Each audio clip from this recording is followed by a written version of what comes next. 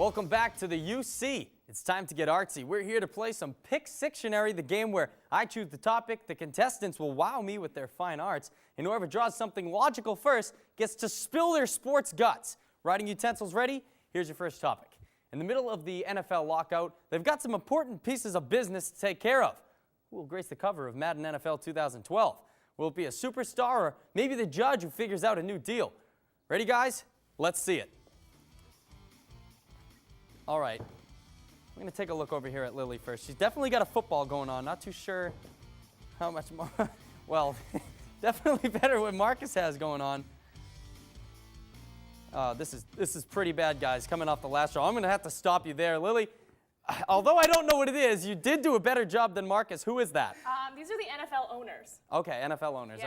All right. Yes, Marcus, what were you doing? That's an eagle for Michael That is Vick. absolutely not an eagle. Lily, you go first. All right, well, I'm picking the NFL owners just because who knows if we're even having a football season this summer, or this year, excuse me. And so if we have the NFL owners on Madden, sales are going to tank, and they're going to realize that they're not the story of the NFL. The players are, and we're going to have to instill All right, them, Marcus, give them money to play. why Michael Vick? Well, Michael Vick, he's been in the league for almost 3 years, comes back, throws over 3,000 yards, 21 touchdowns, 6 interceptions, rushes for an extra 9 touchdowns, over 600 yards. No one thought this guy was going to be able to play football again. He comes back, brings the Eagles to the first round of the playoffs, almost to the second. You know, everything What he did about was Aaron amazing. Rodgers? What about Aaron Rodgers? He won the Super Bowl. Yeah, All right, he guys. lost All to right, you Michael both Vick in made voting. good points. You guys both made good points, but unfortunately, Marcus, Michael Vick did still do all that terrible, terrible stuff that I'm still scarred by. Lily, you're going to take it. The owners are going to be on the cover of Madden NFL 2012. All right, next topic, Ridiculous. guys. Get your pencils ready or your writing utensils ready. Ocho Cinco, he hate me. There's so many great nicknames in sports, but which cleverly phrased alias stands out the most, guys? Who's got the best nickname? Let's see it. Marcus definitely starting off better than last time with some squiggle line. Looks like a worm there. Maybe. Oh. Okay. Let's take a look. This looks like Magic. Yes. Magic Johnson. Yes, sir. All right, Lily, you win. Magic You get to Johnson. talk first. Let's hear it. Yes. Why is Magic the best nickname? Okay, it's the best nickname because people still call him Magic. It's so good that people don't even know his first name is Irvin. And this guy is fantastic. The first big man, he make the no-look pass. He's fantastic. His nickname is the Bomb. All right, It's the Lily, best. Lily, you like some Magic. Yes. Marcus, hold on. That's Don't tell me now because this looks like What a is worm, and that? I think we might have to blur this out. I don't think that's going to be allowed to be on Don't worry about television. that. What were you doing there, Marcus? It's supposed to be the ghost for the Galloping Goats of Red Grange, one of the greatest American football players ever play. Halfback, played in 1925, scored 4 touchdowns in less than 12 minutes. Magic Johnson, really, I'm pretty sure that's a Hold on. generic nickname. So what was the nickname? The Galloping Ghost, Ben. The Galloping The Ghost. I've Galloping never heard of Ghost. it. So good. I've Red never heard of it. Grange. I like it. Although those are not good. I can't even. Let's just not look at that, Marcus. I'm Oh, going to give you the gosh. points. You went a little bit. You went back to the past for me there. I like that. Good job. Marcus gets the points. All right, guys. Last Oh. one here. We all love to watch the Big Four. By that I mean basketball, baseball, football, and hockey. But what other sport do you enjoy watching? Which obscure sport is your guilty pleasure? Let's see it. Go. I'm just afraid of what's going to happen on this side again. Greg's got a front row seat. He's got the best seat in the house. Is that a T-shirt? Surfing.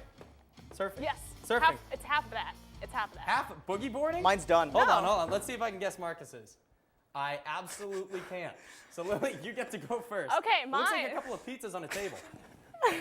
Let's see. What is it, Lily? Mine is extreme ironing. This Wow. thing is amazing. The thing is, there's a lot of followers. It has its own bureau, its own Wikipedia page. What men do is the latest, most dangerous sport outdoors-wise, and you combine that with a very finely pressed shirt. And the thing is, you go on a surfboard or on skis, and you iron your shirt. It's the most obscure thing, but there are a lot of followers. That's unbelievable. Yes. All right, Marcus. It's bowling. Professional bowling. Who doesn't like watching professional I'm going to stop you bowling? there. The point's going to go to Lily. Bowling. We got ironing against bowling. Absolutely. Lily Zhao gets the points. Team Red's going to take Pick Sictionary. Before we head to a commercial break, we want to remind you that all of these works will be donated to the Museum of Fine Arts after the show, especially Marcus. Just kidding. When you see returns, we're going to talk NHL playoffs and the royalty of sport. Don't miss it.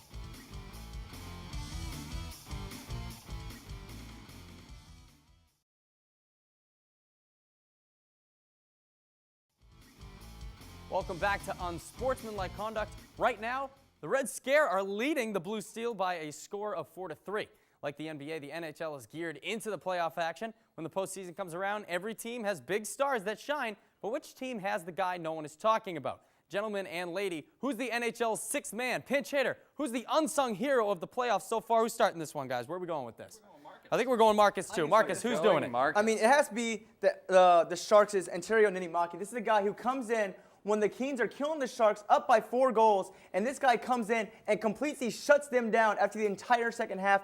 He didn't give up 1 goal. Allow the Sharks come back, win that one of a score of 6-5. He's my unsung hero, no question about it. And he's the backup, not even the starter making this kind of playoff appearance. There's no way he cannot be your unsung hero. Okay, Red Scare, let's hear what you got. I'm going to say that guy, I don't even know how to say his name. He sounds like he's worth more in Scrabble than he is on the ice. But I'm going to go with Carey Price, the goaltender for the Montreal Canadiens. He was barely even in the top 10 in goals against average during the season. He's dropped that down a full point to lead the NHL in the playoffs for goals against per game.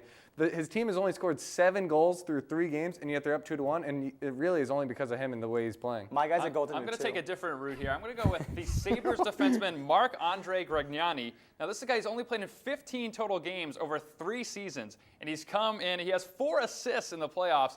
In the 2 games that Buffalo won, they both won 1-0, and he's been outstanding defensively. He's led the team in ice time during the power play. He's really just came out of nowhere and performed well, and they think it's going to help him get a big contract next season. All right, so this is the first one we've heard who isn't a goaltender. Lily, what do you think? You agree with Pat, or you got another name for me? You got another name that I won't remember for me. Probably, but another guy who's really come out of nowhere is really Jannik Hansen of the Vancouver Canucks. They're up 3-1 against the former Stanley Cup champs, the Blackhawks, and the reason why he's been doing fantastic for this team is because he scored 2 goals in their 4 games. He got 2 assists. He's really brought this offensive spark to the team. We know that Luongo can really save the goals, and that the Twins and the Edler will score, but Hansen is another offensive weapon for them, and I think he's been Yeah, but are your guys fantastic. really as important as my guy in their He's very series? important. Buffalo is now tied 2-2, and they are the 7th seed, so they're punching above their weight. Yeah, you know, and if Carey Grignani, Price I went on just sat out, that'd be rotoworld.com to look at the Sabres depth chart. He's not even on it. This is a guy who just came out of nowhere. Dude, He's this not even guy- listening. That's 'cause you dude, just Hansen's made him been up. injured All for right, the so you year. guys, That you guy's gave not me a important. goalie. You said Carey Price. Now, why is the goaltending more important than maybe a guy like this is going to come in and Because create it's the some last offense? line. I don't think in the NHL playoffs, I don't think there's In the anything NFL? more important than goaltending. He's your last line of defense. He's What shown about that my guy then? My a guy team that stopped- a lot of people picked the Bruins to sweep, and yet he's got a goal. He's dropped a whole goal against Pat, per if game. you're and saying and they're up goaltending's 2-1. so important, How can my guy's anything a be more goaltender important? Who's a backup and stopped the firepower of the Los Angeles Kings, who completely torched the Sharks in the entire first half and scoring 5 goals on All them? right, guys, we're going to And wrap it stopping there. that. I think everybody made some good points. I do like the goaltender, but, I mean, 15 games in 3 years, guys, and then coming in and getting 4 assists so far in the playoffs. I don't think you can beat that. The point's going to come over here to the Blue Steel, telling me something I don't know, and I like to hear it. All right, guys, Jay-Z, Mark Cuban, John Henry. No, we're not playing Who Would You Rather. We're talking about owners of sports teams. The NFL owners have been taking a lot of heat lately, but all of the owners in sports, which one do you think is the worst? Pat, you starting us off with this one? I'm going to go with you guys are going to be surprised. Probably don't even know it. The Toronto Maple Leafs have some of the most passionate fans in the world. Their owners, the Ontario Teachers Pension Fund. So where does all the money go when Toronto makes a lot of money? Does it go back into the players? No, it's helping people retire. There's nothing worse than a group of Teachers. owners. Yeah, but they're It's not helping even putting teachers. it They're back in. teaching No, people. that's why they don't make big spending. They've been in the bottom 5 for spending in the NHL the last 20 years. Marcus, you think it's a good thing it's going to the teachers? Marcus No. is only worried about Toronto building up the future, right? Marcus, Yeah. is that what you're Yeah, saying? you're helping your kids learn so like these kids can actually pay to go see No, your people play it's so they former can get jobs. teachers. It's once they're retired. They paid their kids. All right, they paid. okay. I actually have an teachers. owner Marcus that's says I have not an owner. and also in another profession. Greg, who's your owner? Daniel Snyder of the Washington Redskins. This is a guy, he is pretty much their general manager. He just pretty much took over because he's so rich. He banned signs from FedEx Field because he didn't want people just having signs and blocking other people's views and saying bad things about his own organization.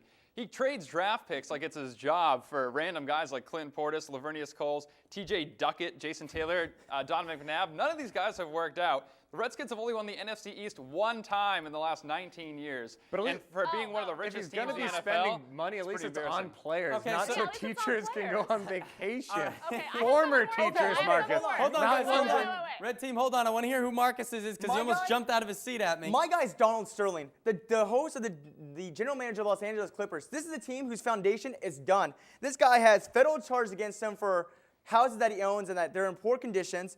He has sex discrimination charges against him, racial discrimination charges against him. The Clippers have lost 60-plus games, 7 straight seasons been in ownership. They've lost 50 or more games 17 times he's been in ownership. This guy makes awful draft picks. He doesn't know what he's doing. He sent Zach Randolph to the Grizzlies for Quentin Winterson. How'd that turn out for him? He gave up his first-round draft pick for Mo Williams from the Cleveland Cavaliers. He did really, really won the playoffs, even though they'd never seen the playoffs except for like once. At least these things All right. are going. All right, Lily, we haven't heard from you yet. Let's hear it. Okay, mine is probably got to be the worst. Jerry Jones, GM. He's terrible. Really? The thing is, okay, Jimmy Johnson brought the Cowboys to prominence. The other JJ really took them down, and here's why. He's very greedy, doesn't really know what to do with the money, got drunk, made fun of players, made fun of coaches, doesn't make very good business decisions, a very bad GM. And with the controversy with the seats at the Super Bowl, I mean, come on. Yeah, but I mean, come Terrible. on. Daniel Snyder, you're talking about like the teachers and ordinary people. Daniel Snyder sued people who couldn't pay for their tickets during the recession, even though he claimed that there were also 200,000 people on the waiting list for tickets. If you have all those people waiting for tickets, why do you have to go out and sue ordinary people who can't pay? Okay, at least what you're saying. Hold on, guys. That's what GMs man. do, though. Yep. At go least ahead. Jones what does you're that too. saying, these are affecting, like, at least they're making an effort. Yeah, they're overspending on bad players, but at least they're spending the money on players. Jerry Jones These All are right, going All right, towards guys, people that's that it. don't know There's why. no denying that there are a ton of bad owners in sports, but I'll tell you what. There were a lot of teachers that I hated in high school, and it sounds like they've all ganged up in Toronto to spend the money where it doesn't belong. And so far, the half of this series is going to come over here to the Red Scare. That's it. We're out of time here on the UC, but be sure to join us next time when the Red Scare and Blue Steel wrap up this 2-part playoff matchup. I can smell the tension. Be sure to check out EIVTV.com for UC extras, including interviews with today's winners and losers. I'm Ben Barker. Take it easy.